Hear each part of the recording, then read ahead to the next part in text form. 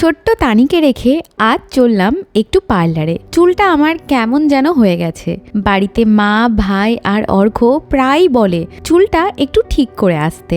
প্রায় 9 মাস মতো হয়ে গেছে সেই কবে চুলে একটু ট্রিটমেন্ট করিয়েছিলাম, আর সেই ট্রিটমেন্ট এখন পুরোটাই নষ্ট হয়ে গেছে। মাঝে মাঝে তো চুলগুলো এতটাই এলোমেলো হয়ে যায় যে আমাকে দেখতে ঠিক পাগলের মতো লাগে।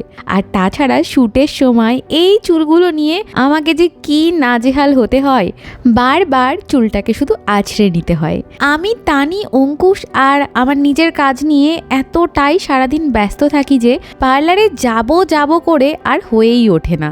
আর তাছাড়া তানিকে এতটা সময় মায়ের কাছে রেখে যে যাব, সেটা সত্যি বলতে আমার মনটা একদমই চায় না। তাই ভেবেছিলাম থাক, যেমন চলছে চলুক। কিন্তু এবার দেখছি বাড়ির সবার নজরে ব্যাপারটা পড়েছে।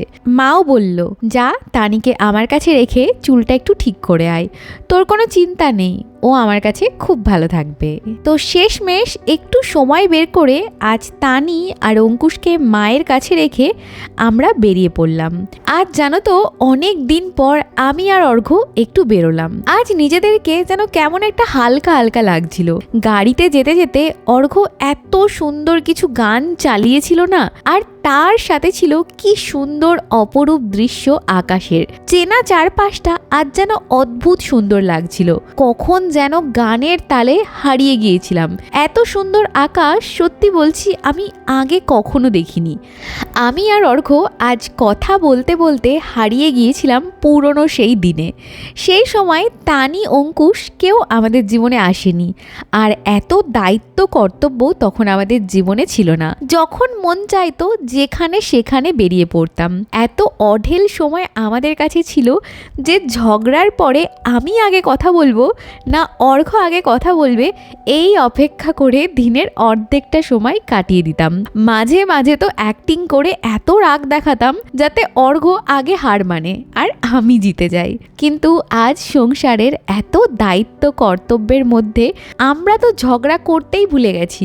এক সময় রাগ হয় অর্ঘ্যর ওপর, কিন্তু ঝগড়া করবো ভেবে ভেবে আর ঝগড়াটা করাই হয় না। তার মাঝখানে ঢুকে যায় তানির খাবার, তানির পটি বা অঙ্কুশের কোনো না কোনো কাজ।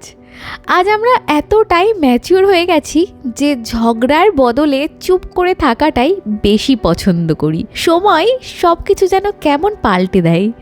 বাড়িতে অর্ঘ্যকে সব সময় তানি আর অঙ্কুশের বাবা রূপেই বেশি দেখি, কিন্তু আজ ওর গানের সাথে সুর মিলিয়ে গান করাটা দেখে 15 বছর আগের সেই ছেলেটাকে খুঁজে পেলাম, যাকে আমি আমার মনটা দিয়েছিলাম।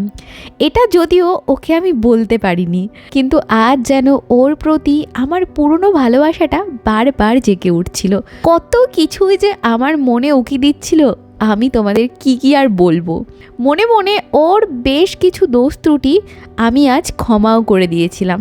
প্রায় 40টা মিনিটের রাস্তা এই সমস্ত কিছু ভাবতে ভাবতে কখন যে শেষ হয়ে গেল বুঝতেই পারলাম না। আর আমরাও অবশেষে পৌঁছে গেছি পার্লারে। তো চলো আজকের ব্লগটা এখানেই শেষ করছি, বাকিটা কাল তোমাদের সাথে শেয়ার করব। ততক্ষণ সবাই ভালো থেকো, সুস্থ থেকো।